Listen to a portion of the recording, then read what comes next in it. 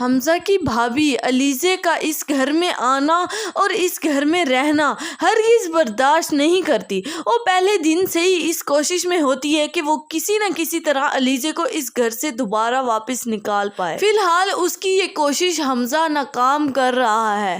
حمزہ کسی صورت بھی علیزے کو اس گھر سے نہیں جانے دے گا۔ پھر سکندر کی بیوی اپنی ناکام کوششوں کے باوجود علیزے پر ہاتھ اٹھانے لگتی ہے تو علیزے فوراً سے غصے سے ہاتھ پکڑ کر دوبارہ واپس دے مارتی ہے۔ علیزے کی یہ حرکت دیکھتے ہی علیزے کی ساس یعنی حمزہ کی والدہ کہنے لگتی ہے کہ اس کی اتنی جرأت کیسے ہوئی ان کی انسلٹ کرنے کی، یعنی میری بہو پر اس نے ہاتھ اٹھانے کی کوشش کی۔ غصے سے چلاتے ہوئے علیزے سے کہنے لگتی ہے کہ تم ہو کیا، تم کہاں سے آئی ہو، کل ہی تو ابھی آئی ہو، تمہاری اتنی جرأت بڑھنے لگ گئی کہ اپنے سے بڑوں پر اب ہاتھ اٹھانے لگ گئی ہو۔ حمزہ کی والدہ بھی اپنی بہو کا ساتھ دیتے ہوئے کہنے لگتی ہیں کہ اتنی اس کی جرأت ہو ہی نہیں سکتی، میں اسے اس گھر میں ہرگز نہیں رہنے دوں گی۔ بس چند ہی دن باقی رہ گئے اس گھر میں۔ حمزہ اپنی والدہ کی یہ بات سنتے ہی کہنے لگتا ہے کہ جب کوئی پتھر مارے گا تو واپس پتھر ہی کی امید رکھے نا،